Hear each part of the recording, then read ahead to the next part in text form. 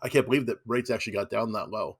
But they're high now. It's making deals extremely hard to put together because at the same time, there's more people in the industry. There's more competition. It's harder to get your offer accepted. So people are tending to offer too much, in my opinion, for homes. And they're just, the deals aren't there. Lenders are less likely to lend on them, or you're going to have to put more skin in the game to make the deal work. And you're going to end up making much less profit. So we're very challenged right now in the real estate flipping and long-term rental market for sure.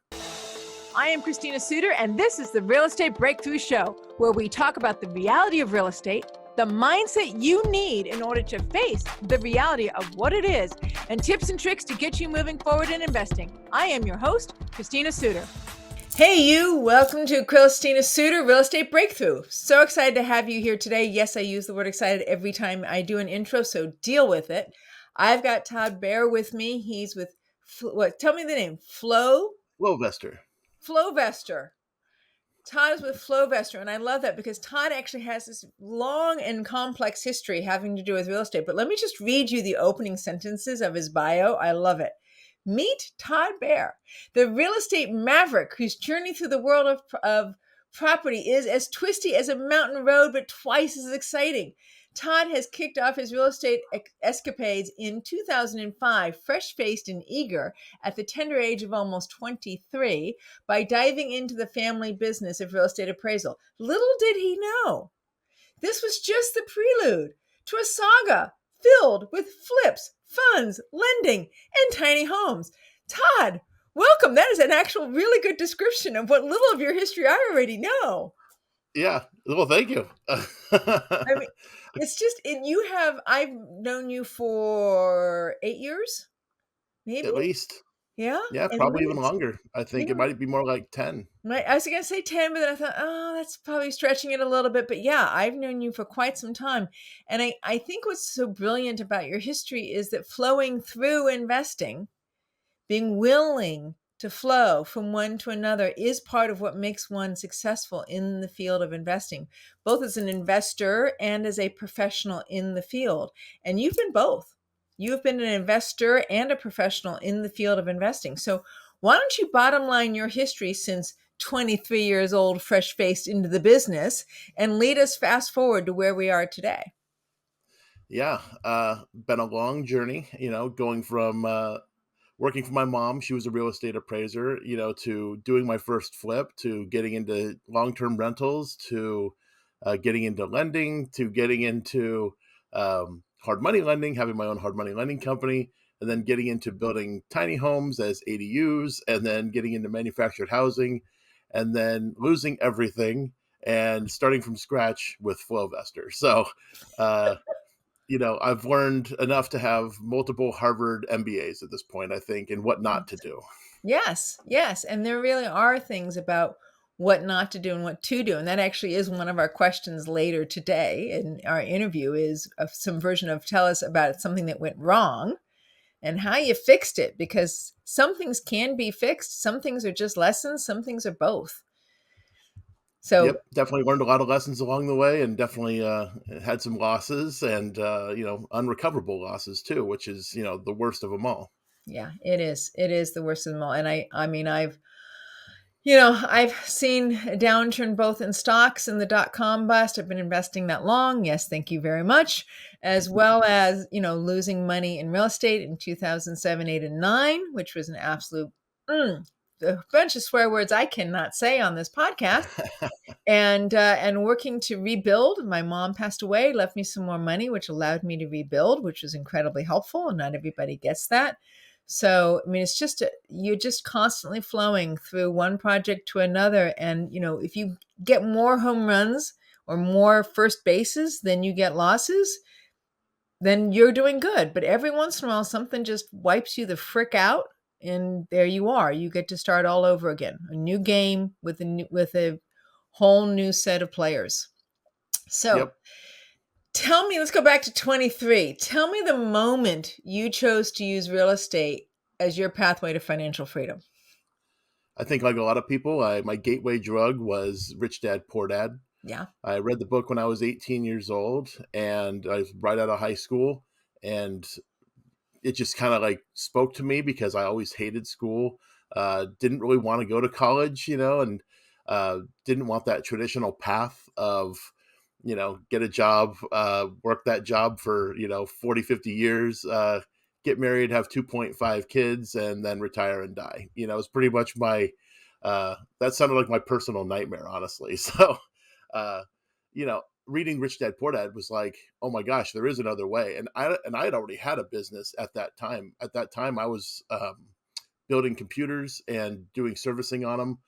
So I've always been kind of a tech nerd. I've had a computer in my home since I was 4 years old because my mom, being an appraiser, you know, had a computer at a young age. So plus, I guess some people would consider me to be a millennial, although I kind of more associate with Gen X because I'm on that cusp year, where Yeah. you're either cool or you're not, But but So the yeah, so entrepreneurship of real estate is what called to you. So the fact that you yeah, could truly chart your own course inside of real estate, either as a business, like a professional, or as an investor, that real estate has both of those available to you. And the 9 to 5 was like, "Ugh, yeah. yeah. I mean, I Yeah, it's funny because I traded a 9 to 5 for a 9 to 9, like, yeah, that's the I'd rather truth. work a lot more hours, apparently. Apparently, like let's just call it what it is. So the truth of being a real estate investor and entrepreneur running your own company is that you trade in 9 to 5 for a 9 to 9. Now, Yep. what's the advantage of that? Why do us crazy entrepreneurs who have the heart, I call it the heart of the entrepreneur, why do we choose that? Todd, why did you choose it? I can tell you my theory. It's it's always been the ultimate goal was to not have to work ever again, right? The ultimate goal was to be able to work for yourself, make your own hours, and being able to live your life how you wanna live it, have the financial freedom and, have the financial capability to do whatever you wanted to do, at the same time, you know, run a thriving business and all this good stuff. So that's sort of like the dream, the hope, the goal. But apparently, to get there, it actually requires a lot of your own personal time, and you have to trade that time, especially in the beginning, if you want to make any kind of money. And then eventually, you can kind of learn how to, fire parts of yourself and hire people to take over certain parts of what you do. And uh, that's tough, for a lot of entrepreneurs, myself included. Giving up that control, giving up Mhm, mhm, the things that I've mhm, always been told, which is if you want it done right, you got to do it mhm. yourself, and I'm trying to distance myself from that saying because it's not true, like I'm I'm okay at a lot of things, but I'm not great at all those things, I'd rather hire somebody who's great at doing certain things and I can focus on the things that I am great at doing. Yeah, no, absolutely. And it's part, like I said, part of the exchange from the 9 to 9 is, for me, is you can choose when you start. You can start early. You can take Yeah, a break, take your kid to school, and then you can keep going. And right. so even though it is this sort of crazy 9 to 9, but it's also creative. So you get to adjust your schedule as you want without being accountable to anybody else, but you also create something that's meaningful to you. Like, what Mhm. did you create? Oh, yeah, I mean, creating for me, like, my first real estate company would be Rehab Loan Group, my lending company, hard money lending, and that was a very, very difficult thing to get started. Instead of it being 9 to 9, it was more like 6 to midnight, it was more like what it'd be like, at least for the first year, working crazy long hours, never seeing my family, never seeing my wife, my kids, it was, just constant, getting things going because you have to build the business at the same time you have to run the business. And it's hard as an entrepreneur to work in your business and on your business at the same time. So, It is, and I remember you guys showing up at my meeting, which is when I met you guys, was when you were just launching that, and yep. you guys were earnest and determined and showed up at meeting after meeting after meeting. I mean, how many meetings a week did you guys go to in order to actually brand that company? Yeah, generally be about 3 meetings a week, because I think Tuesday, Wednesday, Thursday, we're pretty much locked in, most weeks for, everybody had their club, all the Phoebe groups, and Mhm. then the LA groups, the San Diego groups, and then we had our group that we started in 2014, the Inland Empire Real Estate Investment Club. So, yeah, going to 3 meetings a week was, very taxing, it was, it was quite difficult, but, it's how we met everybody. I mean, we probably met tens of thousands of people, over the course of doing it for so long, and I know we we would keep the business cards of everybody that we met, and we actually put them in a folder, which became a good part of one of the drawers in our filing cabinet because where else do you put all these things when they get to the point where you have like 15,000 business cards, Yeah. which is probably about what we have. And yeah, it Yeah. was. And then, we also started, presenting at some of these meetings too. We weren't just going Mhm. uh, as the, guests, or, as people just showing up, regular attendees. We were Mhm. sometimes the guest or a speaker, or, we had a little snippet or something, we'd end up doing it at a lot of these meetings. So that tended to bring a lot more people our direction. And, our emailing list ended up getting really large, and we have, still have a very large emailing list today. And that's perfect that you do because, like we said, flowing from one business model to another business model. So, what is it? And this is kind of a odd question. We're going back to the 23-year-old kid. What is it that you, in your history, you felt like prepared you for being successful today? I at a young age I joined the Boy Scouts, and so I ended up going up and earned the rank of Eagle. So I got Eagle Scout. Yeah. I got it right when I turned 18, and that's in order to get there, you have to lead your Boy Scout troop multiple times. You have to lead your patrol multiple times. You have to do all kinds of projects, earn a bunch of merit badges. It's a lot of work, and Hmm. it's the first thing that I really saw through from beginning to end. And our troop was a good sized troop. We had like 100 boys in it, and Wow. on two different occasions, I was the senior patrol leader, which is the basically the head scout in charge of everybody. I was senior patrol leader twice for our summer camps, and we Mm. went to Catalina both of those years for summer camp. And it's pretty tough wrangling 100 boys together. you know, Well, uh, especially at 18. I mean, wrangling 100 boys together might be easier now for you because you have, is it two kids or three kids? two kids. You have 2 kids, and they're slightly older now. They're not Yep, out of the house yet, right? But yep. they're I think they're in their Teenagers. mid huh? Teenagers, right? They're in their Yep, mid-teens. It's a little easier once you've been a parent for a little while to, like, wrangle kids, but sure. when you're 18, 19 years old and you're working on wrangling 100, not only is that hard for a teenager, 1, 2, you're wrangling 100 kids, 2, 3, it's actually just being in the management position of just going, "How the heck do I even manage the systems Yeah. to be able to manage the kids?" Yeah, and that's why it was good to have, you being the senior patrol leader. There was also multiple patrols in our troop. I think we had about 6 patrols, and in those patrols, you had the patrol leader, which is in charge of all the guys below them. So really, it's a matter of just delegating responsibilities, delegating, saying, "Hey, we need to have everybody here at the the flag ceremony or whatever we need to be at." Right. It's just a matter of making sure everybody's on the same page, communication, and trying to get everybody on the same page. That's really the goal of the head of the organization, really. And so, but that was a lot of work. And plus, if there was anybody that needed to represent the troop as a whole, you'd have to be there for the meetings, like with all the other senior patrol leaders and the council masters and stuff like that. Okay. So So it well, prepared you for being responsible and yeah, prepared you for being responsible for something big, because yeah, ultimately that's what you guys ended up doing. With we did. Rehab Loan Group and then where you are now, and then even with the tiny homes, all of that ended up being just large companies that required multiple employees. Really, a lot of your guys' focus, the capacity to brand and grow them was just hours, if not years worth of time in creating them. So it just makes perfect sense that that's when your history sort of prepared you for like Yeah, all of Rehab Loan Group. So what right now? So you're really focused and you're back inside the industry, not so much of the Rehab Loan Group, but not the tiny homes. You're back into the lending field at this moment. Right now, what's happening in the lending field in your industry that we need to know about? yeah. I'm doing some loan processing and underwriting for a lender friend of mine, and I'm just helping out. Really, I mean, it's helping me to pay the bills in the time being, and also, just because I know how to do it really well. So, You but right too. now, lending is, it's crazy because last year interest rates went up multiple times. The steepest increase we've ever seen in interest rates in one calendar year. One So, calendar year. Yep. it's bonkers in my opinion. For me, historically speaking, rates are pretty normal, but for what we've gotten used to since like 2009 or so, uh, yeah, everybody's gotten used to these super low, historically low, never been lower in history in the United States. We gotten used to those, and that's basically, it was free money back then. If you weren't borrowing money, from from some kind of banking institution at that time, you were just missing out on all the free money that everybody was getting. So, um, but even so, you could get.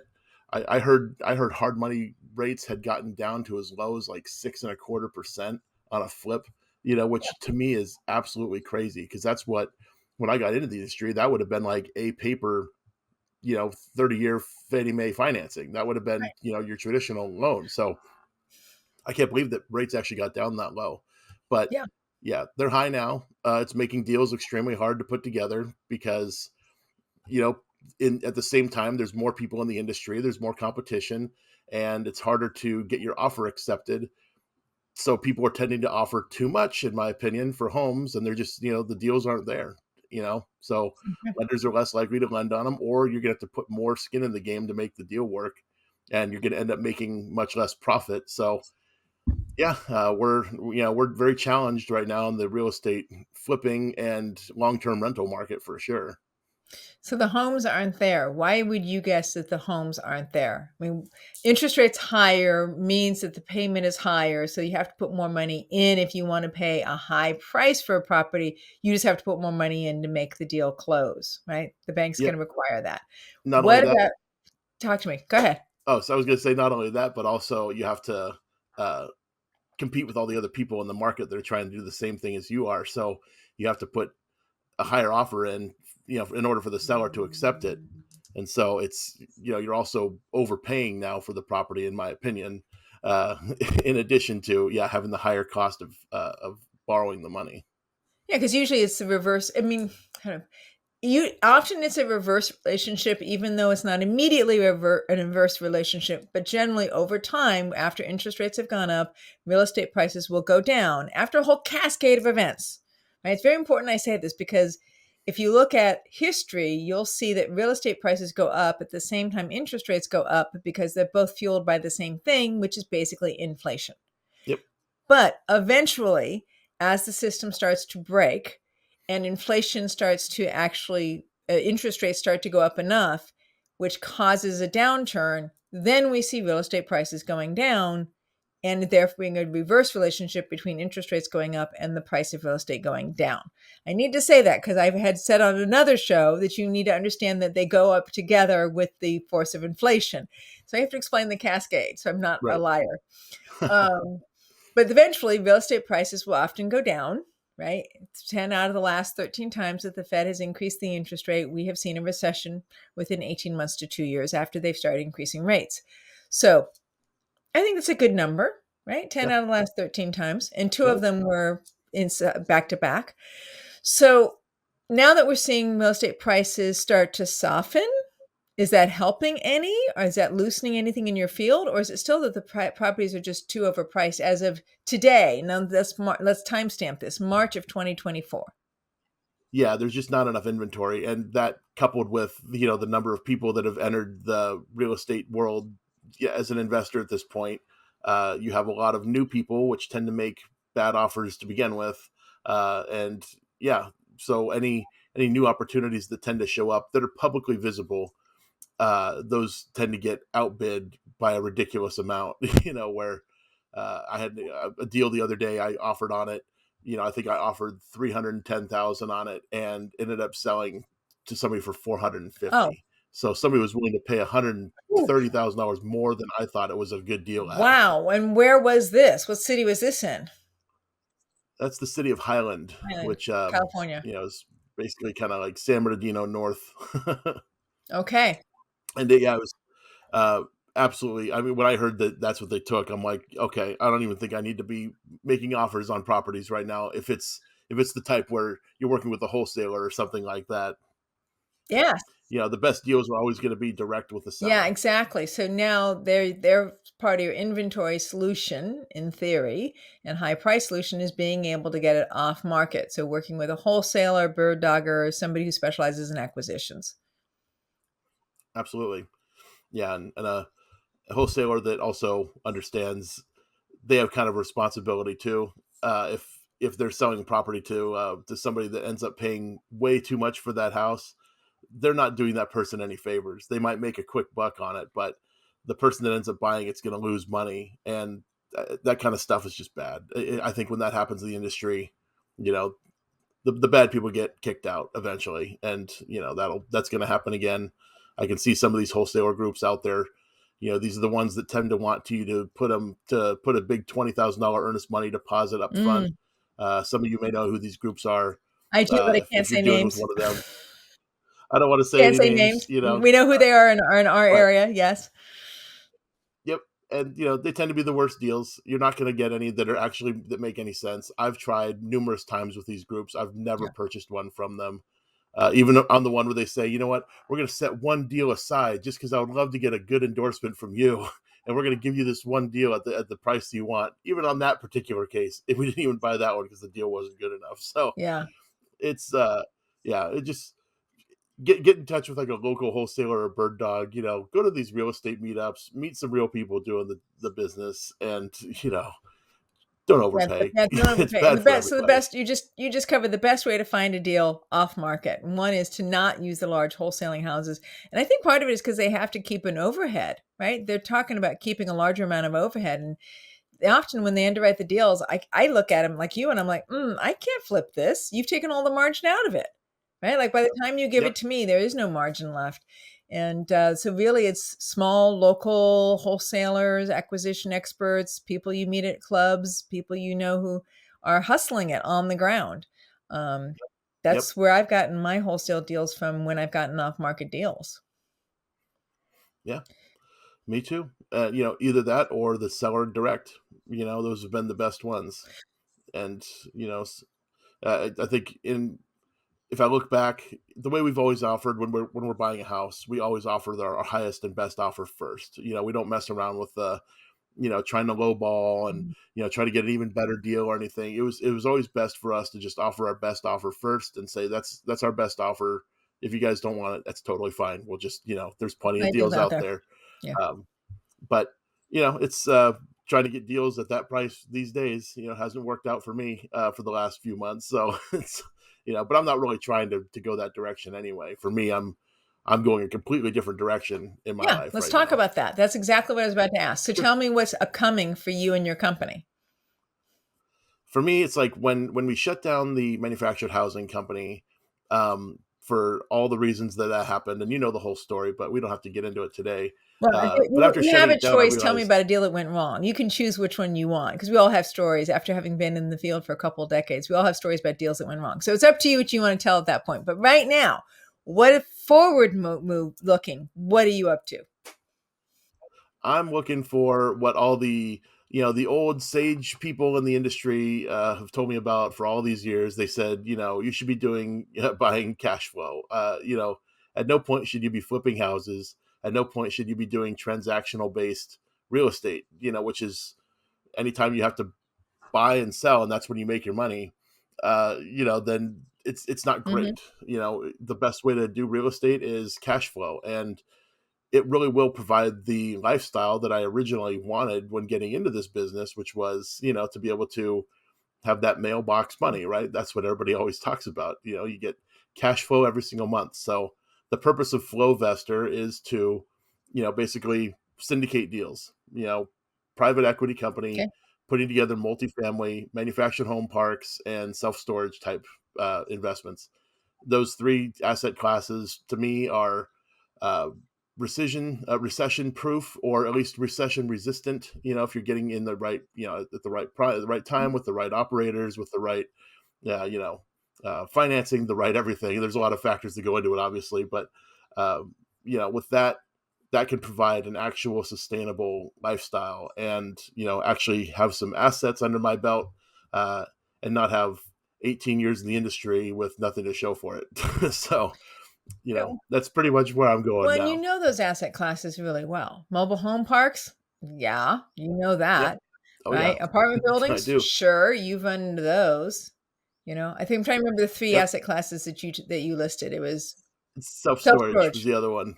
which is also a very I've never go ahead. actually never actually bought one. Never been involved in a self storage deal. I'll be upfront with that. But Um, I know people who've been involved in them. I've read lots of stuff about them. The math isn't very complicated, and that's really all it is. It's just a math equation.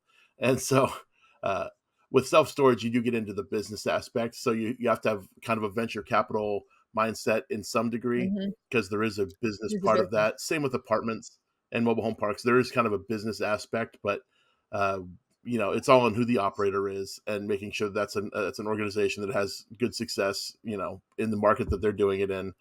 And that's really what I'm focusing on, is meeting those good Okay. operators. I've had the opportunity recently to meet a lot of these these operators from all over the country. Some of them have, multiple $1 billion worth of assets under management, and but these operators, they don't just allow, your average mom and pop person to come in with a $50,000 check. you know Oftentimes their investment minimums are in the millions of Mm. dollars, sometimes starting at a million or $500,000 in some cases. So for me, I'd rather put together some special purpose vehicles Mhm. and invest together Mhm. with a bunch of other people, and put together, and get in with some of these top national operators, Okay. because I figure that is the safer way to go, rather than going with somebody who, it's their first deal. So I was saying even newbies, the first 6 deals, I consider them newbies. Yeah, and for me, people that have been involved in, or people that have not actually had anything wrong or bad go wrong, I'm concerned working with those people, Yeah. because every deal doesn't work out, even when you're really good at what you do. I mean, as far as flips go, I mean, we got most of them right, but there was a couple we didn't, Right. and, um, in some cases it's, you hired the wrong person, and we end up, we had gotten in a lawsuit because we hired the wrong person on a deal. And, ultimately it's our fault. We hired the wrong people. We didn't ask the right questions, I guess, and, um, but it's what it is, like, not everything's going to be perfect. So, and I like working with more investors that understand that too, because I've also dealt with the investors that, this is their only investment money. They worked their butts Yeah. off, for Yeah. years to earn this money, and it goes bad, and it's terrible. I hate when that happens, and it has happened. But for them, it's like they're losing their entire life savings, And for me at this point, I really like working with the investors that understand what it's like to, there's deals that go bad, and I like working with them because they understand it, and we're all doing our best to make it all work out as well as it can. But sometimes bad things happen, things don't go the way that they're supposed to, and you know, I I hate having that over my shoulder, that somebody's like, I lost my life my life Yeah. savings in this deal, and it was, frankly, a lot of cases, I was doing them a favor by allowing them into the deal in the first place, and it happened, and so And I um, love your model because it sounds like your model is take high quality syndicators that have a depth of history and a large enough portfolio that they're not going to mess it up. Like they've really earned their way through the gauntlet of becoming a professional real estate investor, and they've proven a strong enough track record, you know, 12, 30 full cycle deals that have been successful and they can show them. And there are syndicators out there that have that depth of knowledge, and taking more seasoned investors, creating that special purpose vehicle in the middle, single purpose vehicle in the middle, so that you can take the seasoned investors and put them into these larger deals that even a seasoned investor might be hesitant to put a $500,000 into a single deal or $1 million yep, into a single deal. So it still gives us access to investors that maybe, or sponsors that maybe they would choose to pass on, even though they have 20 years worth of investment history. right.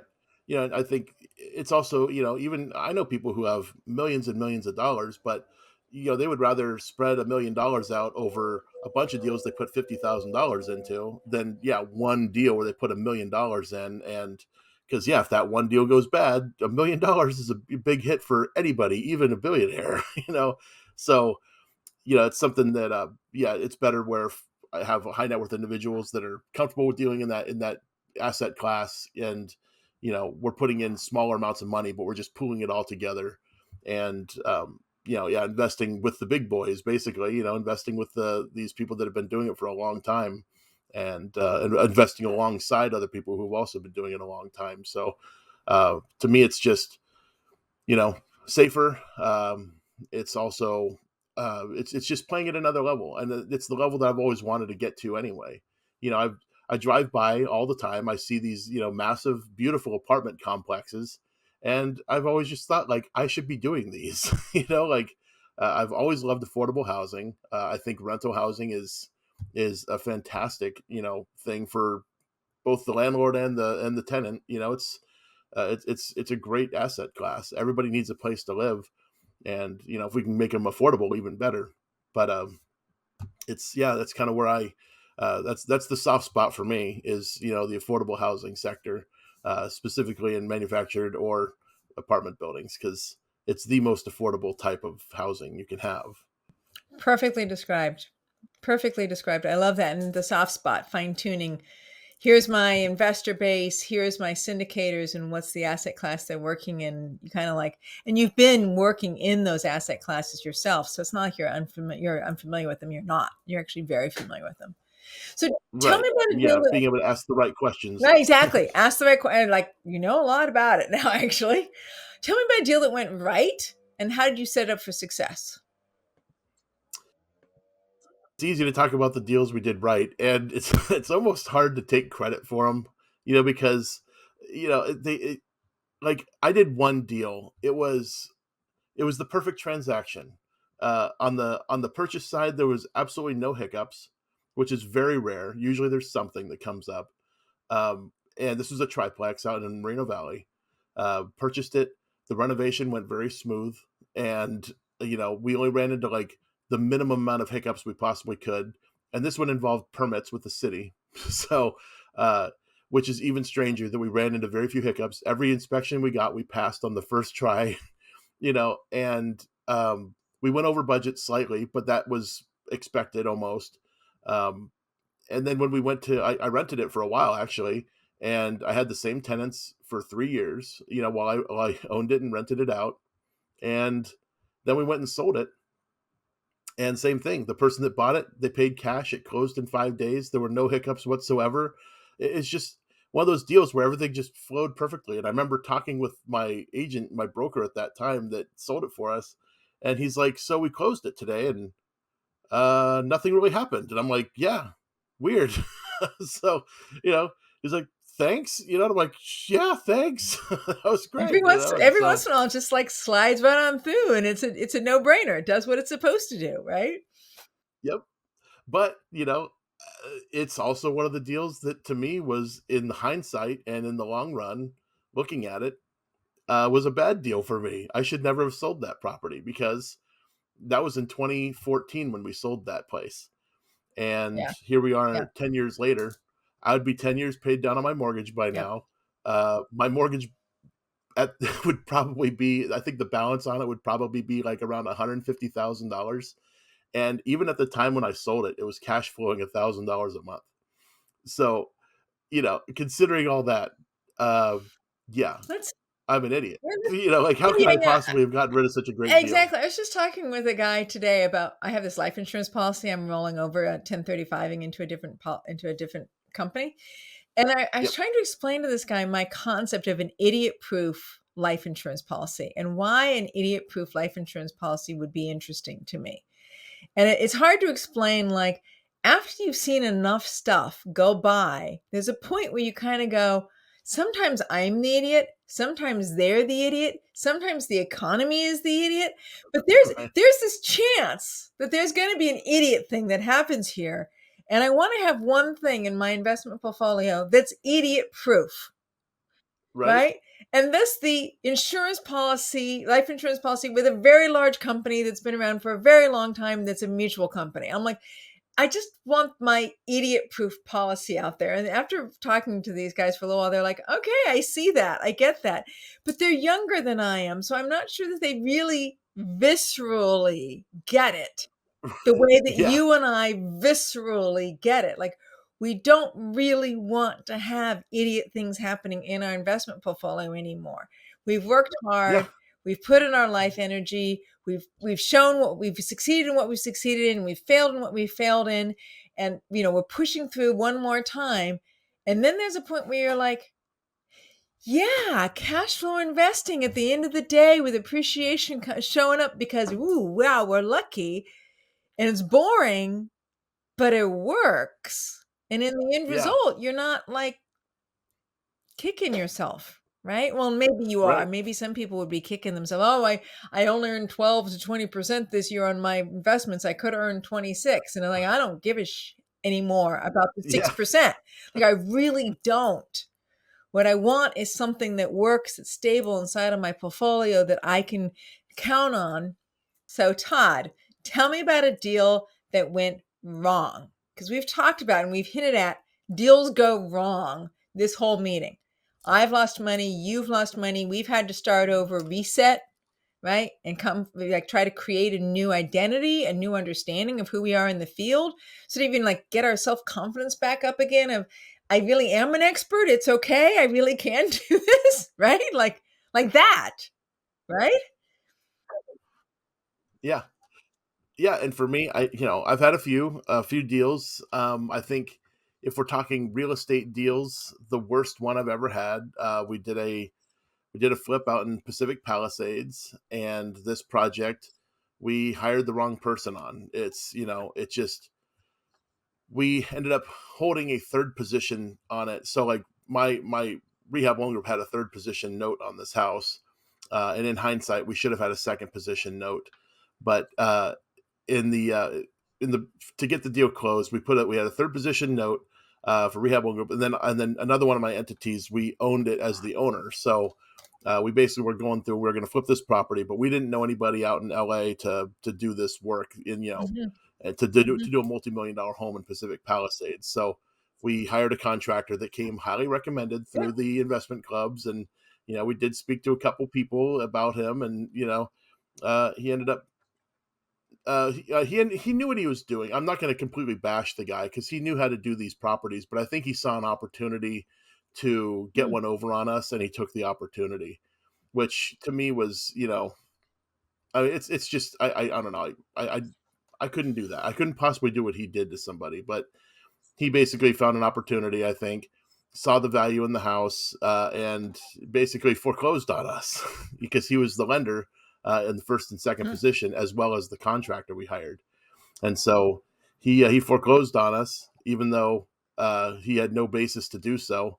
And we fought it. We mhm. ended up getting in a lawsuit with him, and ultimately it probably cost me close to Yeah, $700,000 at the end of the day, with how much money we directly yeah. lost, and then the money we indirectly lost on that.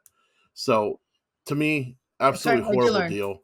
What we learned from it is our biggest lesson from it is, you know, it's outside of our area.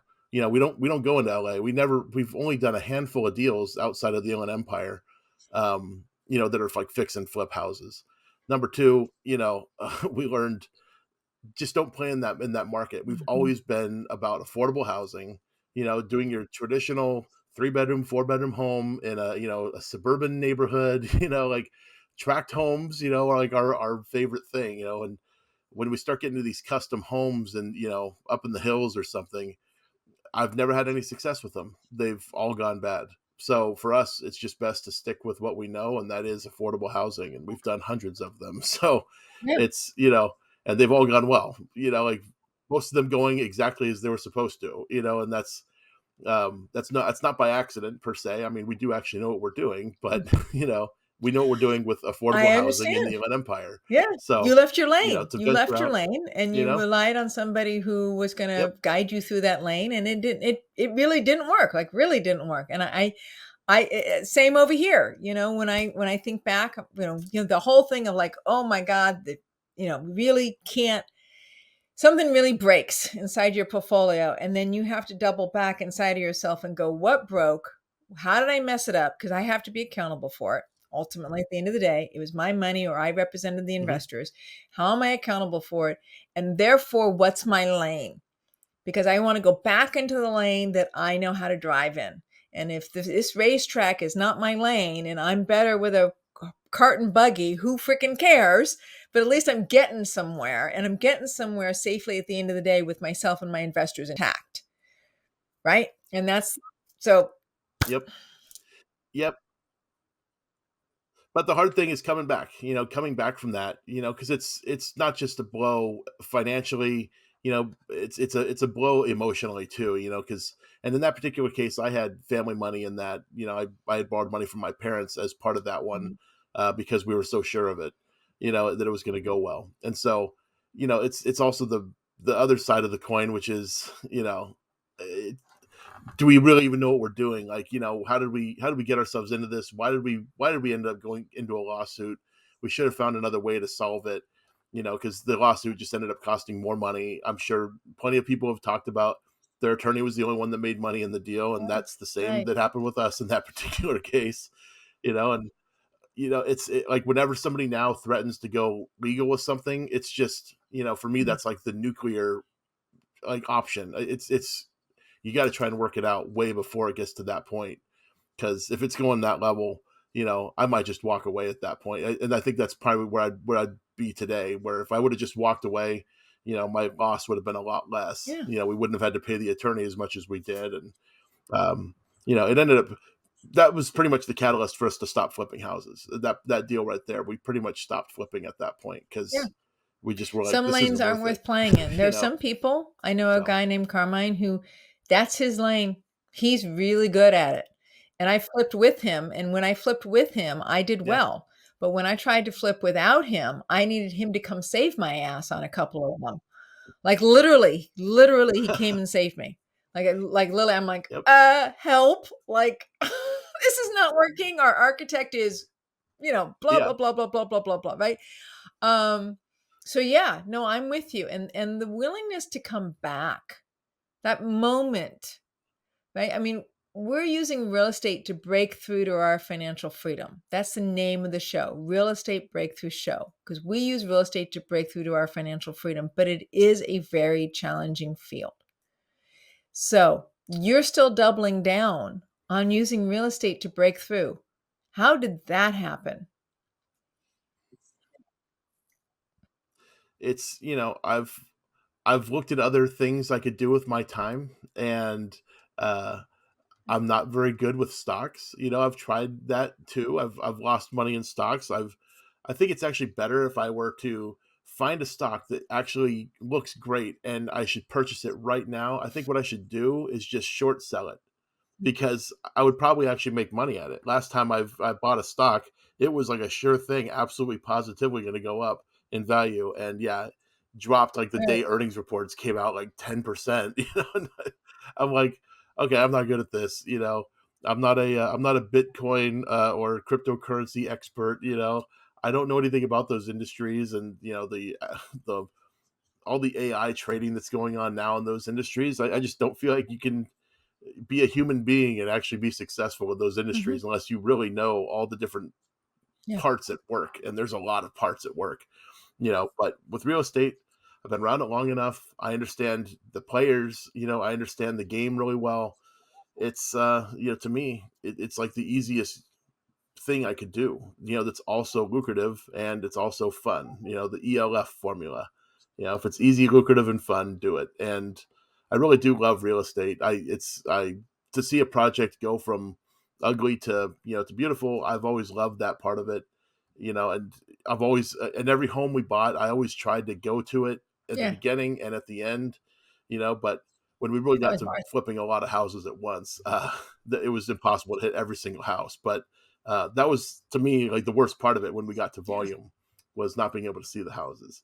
So, but it's at this point, yeah, doubling down. Like I love real estate. I love the potential it has. I love people. So I'm a networking person. Todd, after all this work that you've done, you've truly, I personally, as somebody who's been in the same boat as you in some ways, I personally have gotten to the point where I'm like, I know my lane.